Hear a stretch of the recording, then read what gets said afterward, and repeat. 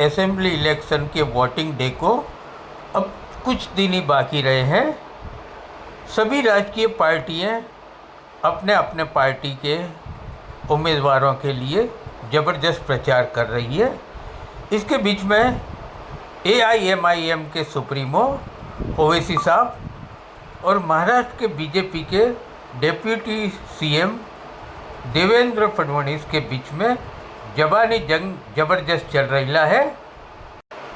दोनों ही नेता एक दूसरे को स्टेज पर से तूता पर आ गए हैं। आजकल तो ये ओवैसी भी यहाँ आने लगा है। मेरे हैदराबादी भाई उधर ही रहना, इधर को मत आना, इधर को तुम्हारा कोई कामा नहीं है।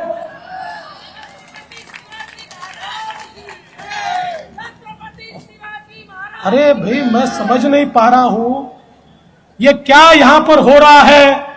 यहां पर आकर हमको धमकियां दी जा रही है, यहां पर आकर औरंगजेब का महिमा मंडन हो रहा है। मैं बता देना चाहता हूं, भारत का जो सच्चा मुसलमान है वो भी औरंगजेब को अपना हीरो नहीं मानता। अरे औरंगजेब तो आक्रमणकारी था, उसने हम पर आक्रमण किया था। इसलिए सुन ले ओवैसी, औरंगजेब की पहचान पर अब तो तिरंगा लहराएंगे पूरे पाकिस्तान पर। अरे भाई मैं समझ नहीं पा रहा हूं ये क्या यहां पर हो रहा है। यहां पर आकर हमको धमकियां दी जा रही है, यहां पर आकर औरंगजेब का महिमा मंडन हो रहा है। मैं बता देना चाहता हूं, भारत का जो सच्चा मुसलमान है वो भी औरंगजेब को अपना हीरो नहीं मानता। अरे औरंगजेब तो आक्रमणकारी था, उसने हम पर आक्रमण किया था। इसलिए सुन ले ओवैसी, कुत्ता भी ना पेशाब करेगा औरंगजेब की पहचान पर। अब तो तिरंगा लहराएंगे पूरे पाकिस्तान पर। बीजेपी का देवेंद्र फडणवीस बोलता है मेरा नाम लेके औरंगाबाद में। सुन ले ओवैसी क्या कहता है फडणवीस, जिहाद की बात करता है और जिहाद होता है।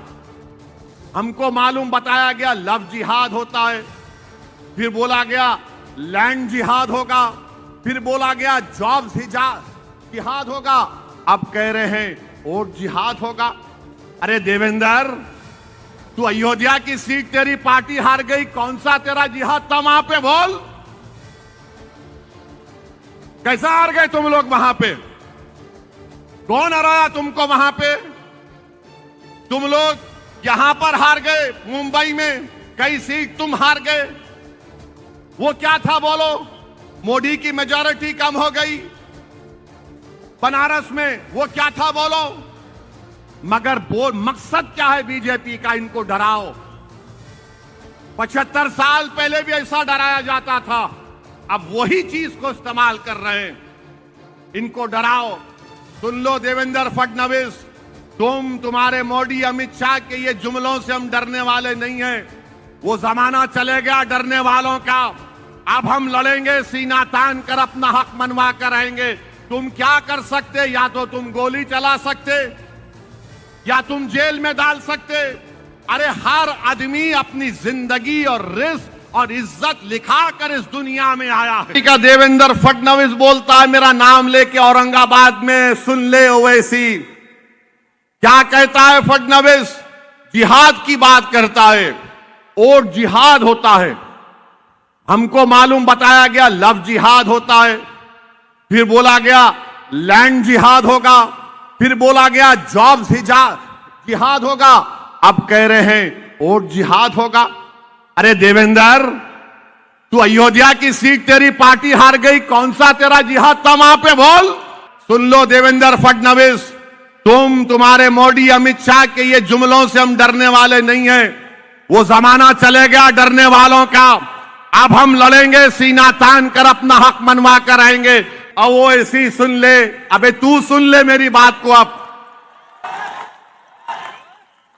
तुम होंगे देवेंद्र फडणवीस, तुम फडणवीस हो इसलिए तुम मुझसे कह रहे हो अरे मैं किसी के पैर के पास बैठकर भीख नहीं मांगता, मैं अल्लाह की बारगाह में सर झुकाकर दुआ करता हूं।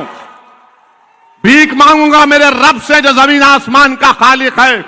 मेरे मुकद्दर में कामयाबी है तो कोई माइकल लाल उसको नहीं रोक पाएगा इंशाअल्लाह ताला। ये बार बार डराते हैं, गोली मारेंगे, जेल को डालेंगे। डालो ना बाबा, कौन तुमको रोक रहा है?